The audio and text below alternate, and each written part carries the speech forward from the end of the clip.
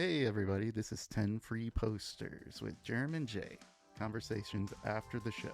I'm your host, Jeremy Karras, and with me always is my co-host, Jay Heikala. How's it going, Jay? Good, Jeremy. Thank you for having me here. Yeah, thanks for being here. Thanks for being in the studio, and I am so excited, man. You and I have been talking about doing this forever, starting a podcast. And here we are. We're going to do it. We talk bullshit all the time, and it's good to finally record it. At Primus, I think you said something to me, or like I said something to you, and it was just like it clicked. I was like, let's make this the podcast. Let's talk about going to shows. Yep, I think it all always revolved around music and being dads. So again, I'm happy to be here having these discussions. I am too. I'm excited because, I get to be with my friend. I get to drink some beers and just chill out and talk about stuff. And speaking of beers, I am enjoying a lovely cacao lager from Iron Hops Brewing. How about you, Jay? What are you drinking? Jeremy, I am drinking Battle Brew IPA. Mm. How is it? It's battling with my taste buds in a good way. If you haven't heard of Iron Hops Brewing, they're a St. Louis brewery here. Jay and I are both friends with the owner, Chad Thompson. Our kids actually go to school together. So if you've never heard of them or tried them before and you're in the St. Louis area, I greatly recommend it. They're a really good beer. If you check out ironhops.com, you can check out all their signature beers. They have 9 of them, and they have 3 seasonal beers. So yeah, maybe let's kick things off and just chat about, why did we choose Primus? Well, I'll say on this one, and as with this series goes forward, this I think this question will always change. I think some of these bands they touched you, and some have touched me. This is the one that we both know and love, but I think definitely I brought this one to our attention because it had been a few years since I'd seen Primus, and I wanted to see him play with Sean Lennon. Oh yeah, that's right. In the Lennon Claypool Delirium. Ooh, Delirium. It was delirious. I agree. It was quite delirious, in a very delightful way. Getting to see Sean Lennon up there jamming with Les Claypool was just chef's kiss. It was awesome. Indeed. I mean, part of it is that Les Claypool was, with all of these acts, so his bass lines were going to be funking. We're going to be funking up all 3 of these acts. So I was excited. I was excited to check this out. And I will say too, Jeremy, having now seen many shows at the factory, this was by far the most packed I'd seen it. So I know, man, that was crazy. I feel like we didn't even approach the doors until like 8:15 ish maybe, and you could already hear the music going. I was a little bummed about that. The line was still that long. Indeed. I mean, with that many people, I think it just took a bit to safely funnel them all in. Yeah, I mean, it's a lot of people. You got to get everybody in there safely, so it makes sense. So Jay, we talked, why Primus and why this show. Why don't we talk a little bit more deeply about the music and like the experience? What did you think about the music? If we're talking about the music and this, what I really loved about this particular performance, I guess if we're going to talk specifically about Primus for a second, and I think I even mentioned this to you at the show itself, was that it was my impression, and let me preface too, Jeremy, this is good to know, and I don't know if this is the same for you, but I do not go online and look at the set lists of any of the bands that we're going to see. Mm. I know some people do that, and you might too. And that's okay. I'm not I here d- to judge. Typically I do it for this. I think I went in the same way too. I went in with I listened to their music to get ready to design the poster, which we'll talk about, but really I just listened to their music. Sure, sure. And again, just from I don't ever look at, not even super fan stuff. I never look at the set list. So with that said, um, my impression was that there were a ton of deep cuts Mm-hmm. at this show. For instance, the very first song that they played was not, Jerry was a race car driver, or, um, or My Name is Mud, or any of the, big ones, or even, Winona's Big Brown Beaver, but was Herald of the Rocks, Mm. which is a deep cut on Frizzle Fry, which is their first studio album.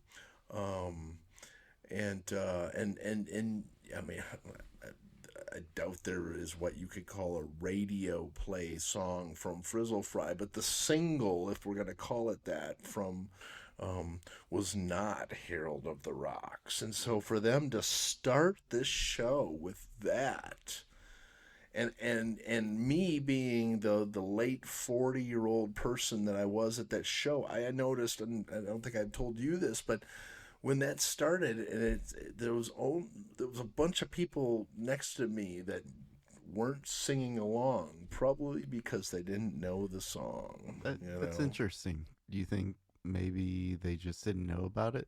Who knows? But there, don't get me wrong, there were plenty of people singing too. But there was a ton of cuts like that. In fact, like Mr. Crinkle, from Pork Soda, um, Sailing the Seas of Cheese from album of the same name. Yeah. Um, yeah, I was excited, dude. I was excited to hear that. So that gave me a musical boner. That's awesome. A musical boner. Nice. The whole Well, show. I don't know how PG-13 or whatever we're going with this podcast, but there you go. And by the way, I'll clarify, there was not a real erection. I'll agree on that. There was no physical or real one, but I will say, for myself, a part of the music I really loved Sean Lennon and Les Claypool when they played "Astronomy de Mine" by Pink Floyd. Being a big Pink Floyd fan myself, I found it really, really cool to just like hear that song. I closed my eyes and I just sat there and bobbed, and it just all felt right with the world. It was awesome. Yes, and you know, one thing that I really enjoyed was how they jammed on a lot of these songs. Oh, just kind of like Yeah, extended it out a just bit. drew them out. Yeah. Just drew them out, which makes sense. I mean, Okay. I'm not a big jam band. I'm not into the Grateful Dead and Fish. I mean, I like that music, Same. but I mean, I'm not one to go to all those kind of shows, and part of that appeal is that almost every concert is different. Oh You yeah. know what I mean? Which I love that idea. I mean, if you love live music, Hmm. that's what's awesome, is that every performance of the same song is just going to be a little different, you know? And then when you just can take a 4-minute song and draw it out to 10 minutes and just jam on it and just do something different and see where it goes in different places, every show, is awesome. And I'm not a big jam band person, but I love that where Primus has gone with that, and so it's cool because it's a lot of the classic songs that I know, um, you know, just drawn out a little bit. And I Yeah, thought yeah. that was really cool. So, Jeremy, we've talked about the band a little bit, and I mean, we could talk about Primus all night, or certainly I could, and talk about songs and that. But I mean, you know, the one of the big reasons we're here talking about music, and other than for us to get together and drink beer and talk about music, is to talk about the posters, Yep. because well, obviously the name of this podcast is 10 free posters, It but is. um you know what what inspired you to start making these posters? In fact, I don't even remember anymore what was the first one. Certainly, Hmm. maybe, and I don't even think the first one was exactly one that we even went to. So I don't know. Do you wanna tell us, everyone, a little bit about how you came to wanting to do this? Yeah. I mean, that's part of why we're here. You know, it's the first cast. So, yeah, let's get into it. So, before I jump into the details of why I started all this, let me preface this by saying I love music. There's Well, just something about seeing a band you admire and getting to experience that unique live performance at the venue. I mean, there's just nothing like it. You know, along with this love for music, I love band poster art and I love the culture. I enjoy it because after the shows, you have this artifact, and every time you look at this piece of artwork, you get to relive bits and pieces of the experience of that night. Um, Also, yes, you are right, Jay. The first poster I ever created was actually for my own band, Locust Feather. I wanted to promote the band's first album, hit record. So, March of 2025, I decided to make a poster for it. And a really funny thing happened in the process of creating this one poster. I realized how much I really enjoyed making it. After I finished producing it and holding it in my hands, I got this crazy idea. I was like, hey, why not just start making my own posters for the shows I was going to go see? As well, I was like, why not just give them away? Put them in the hands of the fans directly. And if someone wants to buy it from me, then great. You know, it's an extra bonus, and it'll just go towards my art supplies so I can keep doing it. But let me say this, that, the money's not why I do this. It's nice, but in the end, it's not my goal. Really, the basis of all of this to me is I'm not trying to take away from the experience, I'm trying to add to it for fans. As a fan myself, I love going to the show, I love getting a poster, but now I look forward to giving away posters. After seeing the show and seeing the fans getting excited for this extra moment that they weren't even expecting. So that's kind of the story behind like why all of this started. But, for the Primus show specifically, I listened to their entire catalog. It was just fun to sit there and like listen to music, just let it fill my brain and explore different ideas on paper and sketch out different things.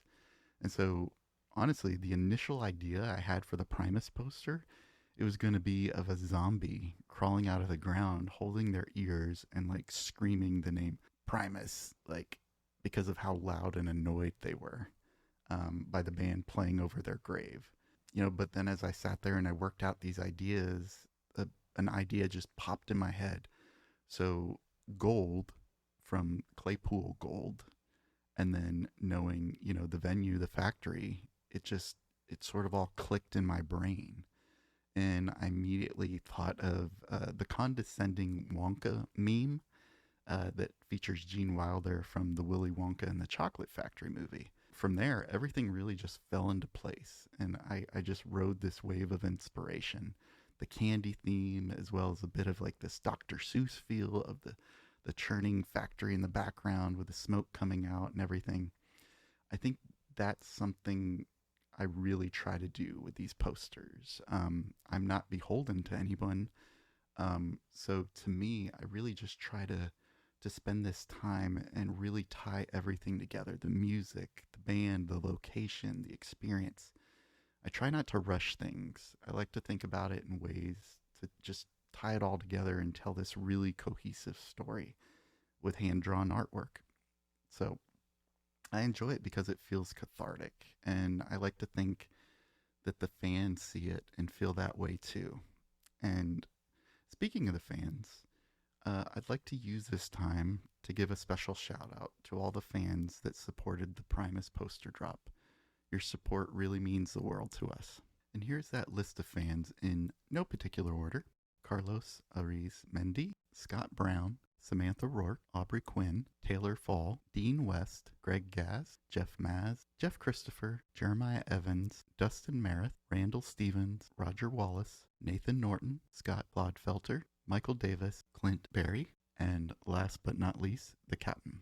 And if you've ever been to a Primus show, then you've probably seen the Captain there. If not, you can check out the video I've got on my social media where the Captain is picking up his poster, all dressed up for Primus. Oh, wow. I mean, we've talked about the experience we had at the show. We talked about the posters a bit.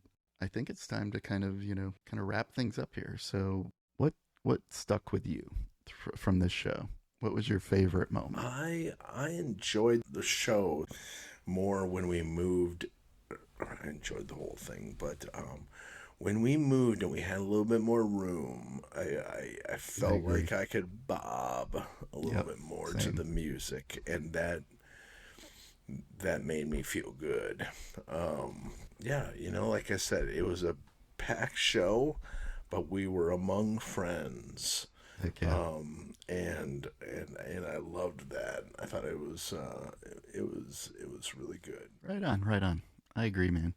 That little subtle move from the right side to the left side just kind of opened things up for us, and we found our place and our people, and we just were grooving along with it.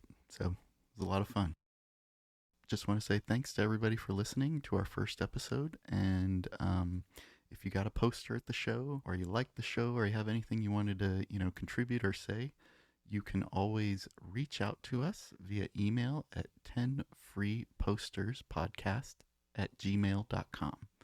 As well, you can find me on social media under the handle Jerm's Drawings. This has been 10 Free Posters with Jerm Jay, conversations after the show. Thanks for listening, and we look forward to more conversations. Thank you, everyone. Talk to you soon.